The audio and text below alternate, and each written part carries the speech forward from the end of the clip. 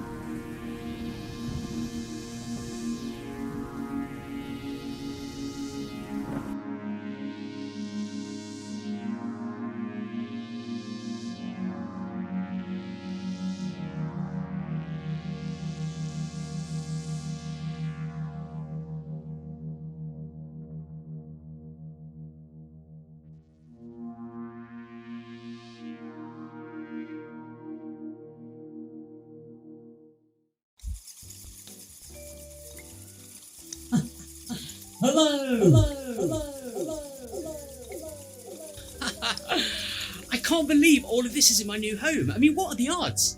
Oh, I tell, it's really warm in here. Oh, wow, this place goes on for miles. Hey, what's this down here? Who are you? My name's Galveston, I'm a demon, and you've just freed me from my prison. Oh, thank goodness. I was worried then for a second. Well, would you like a cup of tea? Yeah, go on then. I've been in that box for 1,000 years, I'm right parched. Oh, great. I tell you what, you stand there and make yourself comfortable, and I'll go get the kettle on. Yeah. Foolish human. Soon you will die horribly. As soon as I can find my book. Now where is it? There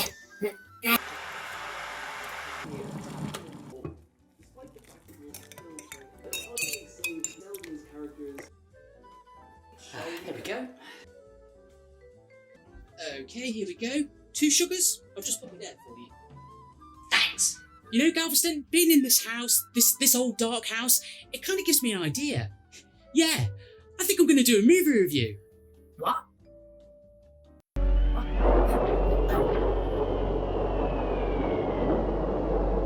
Do you happen to have any idea where we are? I haven't the least idea in the world. We've come to ask for shelter. We've lost our way. What is it? What do they want? They want to know if they can stay here for the night. My sister Rachel had this room once. She died when she was 21. Bless thou Lord, this is the house may they reprove a whole mankind. Amen. Lose life. I suppose it's a storm. Here we are, 6 people sitting around. What do we know about each other? Not a thing. I've got a funny feeling something dreadful might happen to us. You don't seem to understand. We may be cut off, shut up in this house. There's a madman upstairs.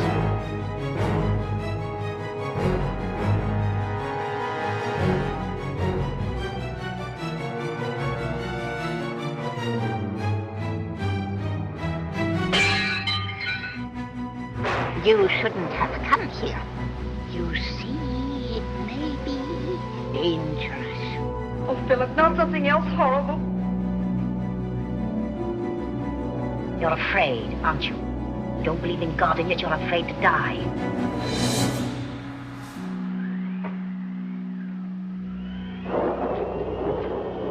Based on the book Benighted by author J.P. Priestley, the story made its way to the big screen in 1932, then retitled The Old Dark House. It was brought to the big screen by producers R.C. Sheriff and Ben Levy, and then directed by the legendary filmmaker James Whale. Yeah, that James Whale, the guy that brought us Frankenstein, Bride of Frankenstein, The Invisible Man, and all those other movies. Technically, this film isn't considered a Universal film, however, as the studio lost its rights to the film in 1957, kind of like the Hollywood equivalent of losing your car keys down the side of the sofa, for it then to be remade in 1963 by schlock maestro filmmaker William Castle. Yeah, that William Castle, the guy that used to hang skeletons from the ceilings of the theatres and put buzzers in the seats to scare his patrons. I'm not a fan of remakes, they're always rubbish as far as I'm concerned, and we all know this, don't we? I mean, look at John Carpenter's The Thing, or David Cronenberg's The Fly, I mean, just rubbish. Okay, maybe these films are brilliant, but the originals are still good. We'll get to those movies. The original film was then considered lost for decades until another filmmaker by the name of Curtis Harrington partitioned the old Universal archives to re-release the film and get it fully restored. So we can then have it on a DVD Blu-ray combo pack just like this. We open first to a producer's note explaining very clearly about Boris Karloff, who, spoiler alert, played the role of Frankenstein in the movie Frankenstein. Or is it Frankenstein's monster? Oh, does it even matter at this point? God, I'm really going to get a lot of comments from this, aren't I? It's also interesting that Karloff's reference in the opening producer's notes, as he's not even the main character in this movie. In fact, he's little more than a side character.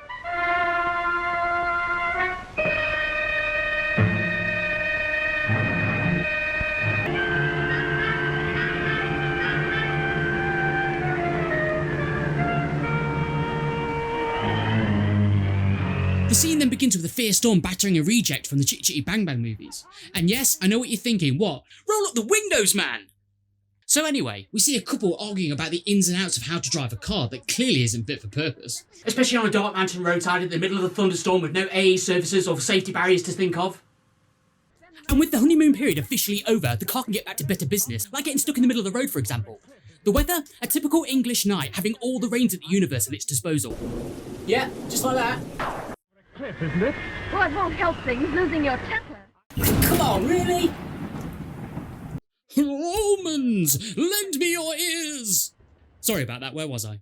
Talk about a wet Willie, am I right? Enter Raymond Massey as Philip Weaverton and Gloria Stewart as Margaret Weaverton. Yes, that's right, folks. The old lady from the James Cameron Titanic movie.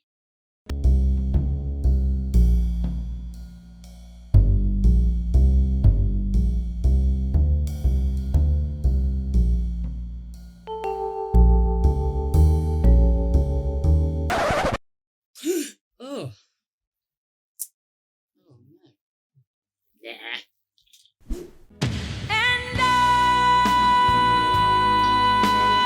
It's at this point that we're introduced to the third character sleeping in the backseat after his last PI case from a Raymond Chandler movie. The one lady-killing legend himself, Mr. Roger Penderell. Oh, Mr. Waverton. Ooh, is it hot in here, eh? Penderell is presumably taking some well-earned Z's in the back of the car when out of nowhere, a tremendous act of bad luck occurs. My God, look out! You nearly got dirt on that model car! Giving the passengers little choice but to seek refuge in the old, dark house. The outsiders cautiously make their way up the stairs to the front door. Knocking on it, the door is slowly open.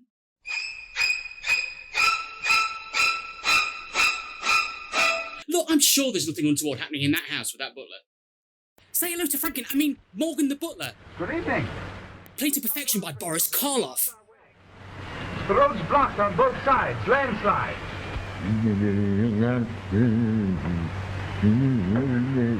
What's interesting about Karloff in this film is that all of his grunts seem to be dubbed by another actor for some reason, which is kind of odd for a couple of reasons, but mainly because in Frankenstein, like a year previous to this movie, he did all of his own grunt work, and in both movies, The Old Dark House and Frankenstein, he basically plays the exact same character, with no dialogue.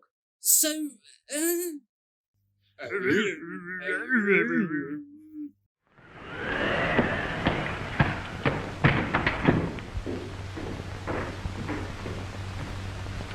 My name is Fim. Horace Fim. How do you do? And now enters the first of the Femme family, Horace Femme, played to perfection by actor Ernest Thesiger, doing all of his own nose stunts, putting Kenneth Williams to shame. For me, Horace is the real star here, and he's as mad as a box of frogs, which is a running trait in the Femme family, as you will soon see. I mean, just watch this guy work. My sister was on the point of arranging these flowers. Loony, loony, loony. Oh, matron. Oh, matron. Yeah, that's my best Kenneth Williams impression. I've got to say, I love how Horace is such a callous bastard in this scene, picking his sister's flowers up and throwing them into the fire without a second's thought. Brilliant stuff. He did his best, but I'm afraid I couldn't understand him. You see, Morgan is dumb. Oh, I see you.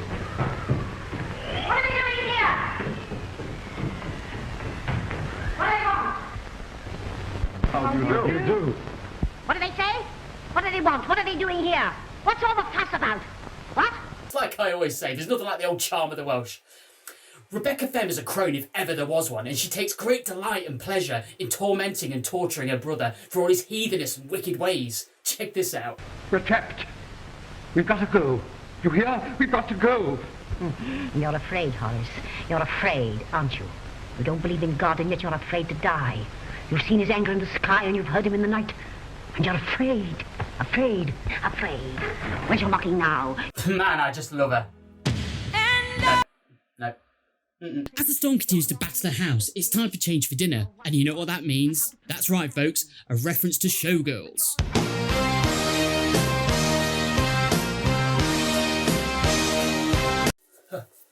Excuse me.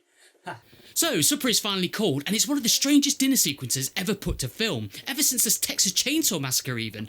And yes, this film did predate that movie by more than 40 years, but I wonder if Tony Hooper ever saw this film. The bickering between sister and brother continues with some brilliantly venomous dialogue. I was merely telling your wondering guests that you were about to thank your gods for their bounty. That'll do. I know your mocking, lying tongue. To thank them for the health and prosperity and happiness granted to this family. For its years of peace and plenty.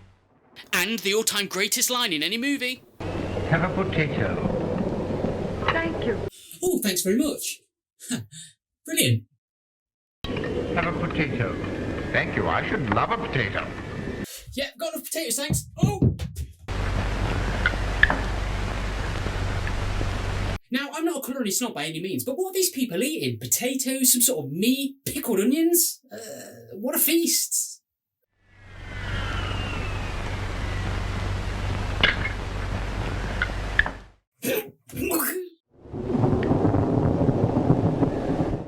Whoa, Morgan! Eyes up here, buddy, okay? Yeah. It's at this point that we're introduced to our final two characters. Banging on the front door as the storm continues to rage outside, enter Sir William Porterhouse, played by Charles Lawton, and his chorus girl, Gladys Perkins, played by Lillian Bond. The two most comedic and bombastic characters who come bounding into the film like two foghorns on a massive pile of crack. Something had fallen down and smashed the car in. It's a wonder it didn't smash us. Incidentally. Bringing some much needed levity and comedic relief. And noise. Hey, Mr. Porterhouse, you're at a 10. We need you at like a 2, 3. As these last two characters settle into the film, we now have the full cast ready to survive the night in the old dark house as the storm slowly closes in around them. When all of a sudden, the power goes out. Ah, who turned out the lights? Come to think of it, why are there lights in a cavern like this? It's now down to Horace to venture upstairs to the third floor to retrieve the much-needed house lamp. But something is amiss, and Horace doesn't seem too keen to go up to the third floor. Instead, he takes Mr. Weaverton with him as backup. As you do. On their way to the next floor, we hear a noise. Did you hear that? I did hear something. What was it? It must have been Morgan. He's drunk, you know. He's probably making a disturbance downstairs in the kitchen. No, that noise came from upstairs, my friends. Finally, after a lot of back and forth and Horace trying to show Mr. Weaverton some interesting things in his bedroom, the less said about that the better I feel, they finally reach the third floor and obtain the much sought after lamp. And and it's the biggest lamp in all creation. I mean, look at that thing. Look at it! Whoa, gotta keep trading for this house lamp. Serious business. Cutting back to Gloria Stewart, she has now been left all alone. I mean, what could possibly go wrong after all? Becoming startled and going to the front door to try and find out where her friends have gone, Mrs. Weaverton is confronted by a giant hand, closing the door behind her. That's right, it's time for Morgan to make his appearance, drunk as a skunk and ready for love. He's on the rampage and poor Mrs. Weaverton is in his sights. I quite like this Morgan fella. Chase her! Chase her! This confrontation leads all the way up to Mr. Weaverton on the stairs, and then it all kicks off. One, fight! It's at this point you might be asking, where's Peril when his friends need him? Well, he's in the garage macking it up with Paul Perkins in the back seat of the car, Titanic style. Wow, how many Titanic references can I fit in this review? Coming back to the Weavertons, who are finally reunited and getting along much better now. It's funny how dealing with a hulking monstrosity can bring a couple together, that's what I always say. So with this, they finally make their way to the final level.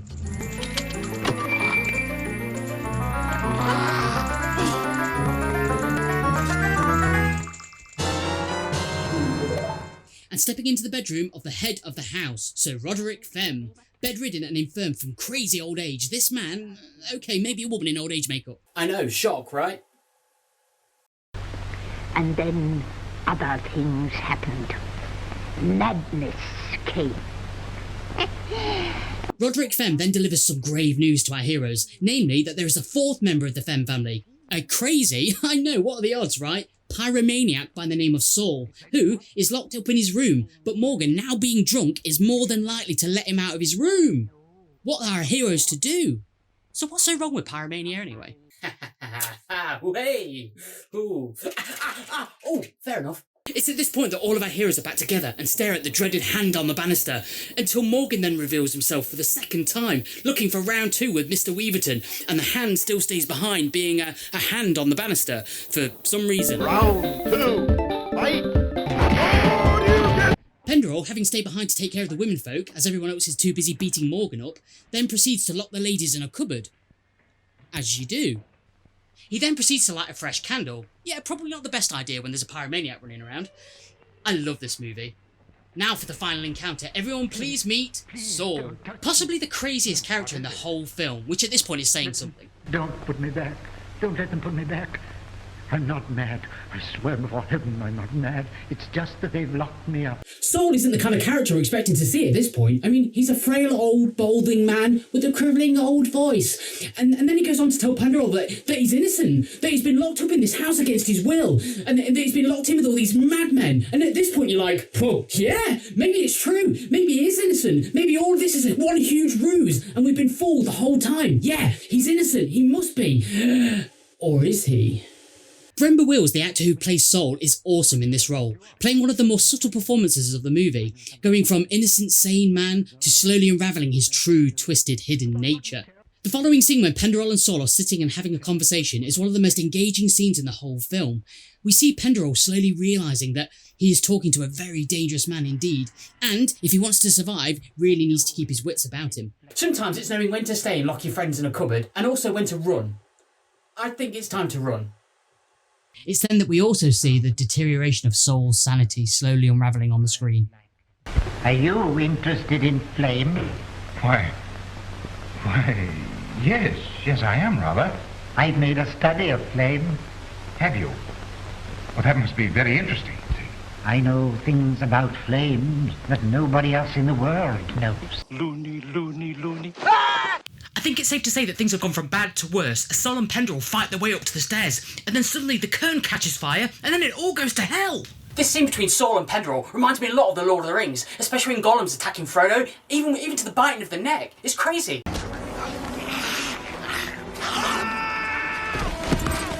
Peter Jackson must have seen this movie.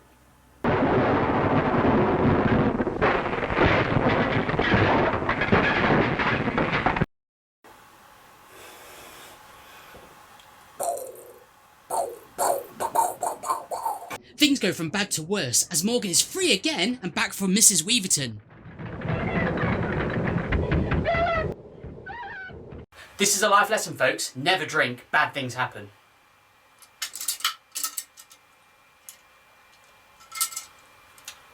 It seems that all is lost when old Roger Penderell and Saul are dead on the floor, and that the others are trapped in another room still. This leaves Morgan with the two women all to himself. Again, there's a lot of physical assault happening on the screen at the minute, and Morgan, being a massive dick, will not let the ladies tend to their fallen friend for some reason. For shame, sir. For shame. That is until Morgan then realises that his friend Saul is also lying hurt.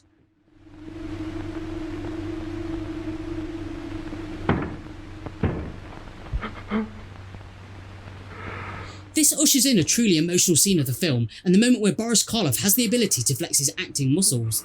This scene gives you a true sense of pathos as Morgan cradles the frail body of his dead friend / lover, and you see that the monster, like all good monsters do, has a heart.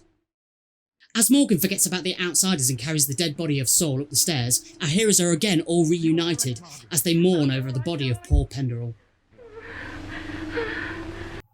But wait!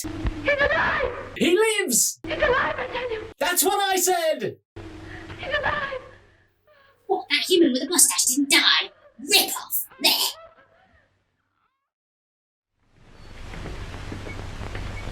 Good morning, Mr. Waverton.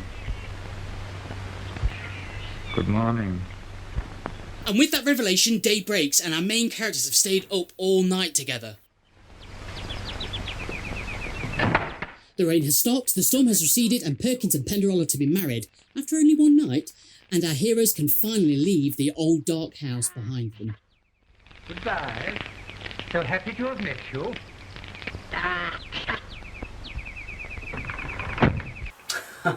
Whatever you.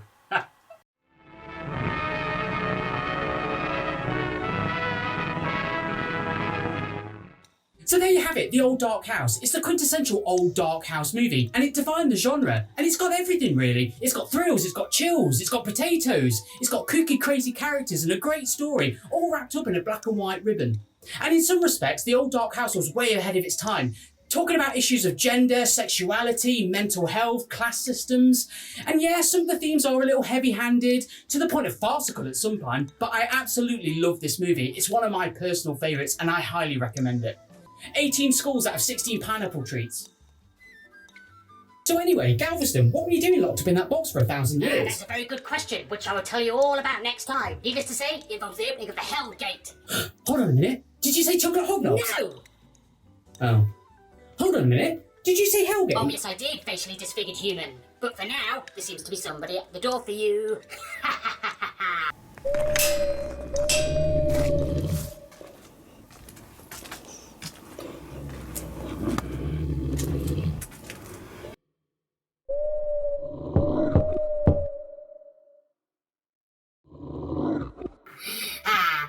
Better go get it. Oh, yeah, I guess I'll go get the door.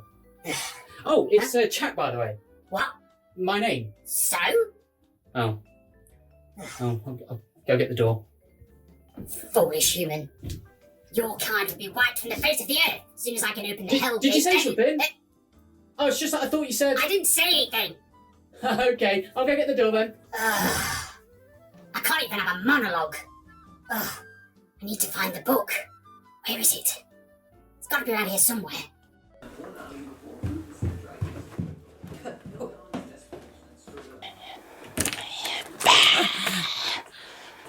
Oh. Hi. Would you like a cup of tea?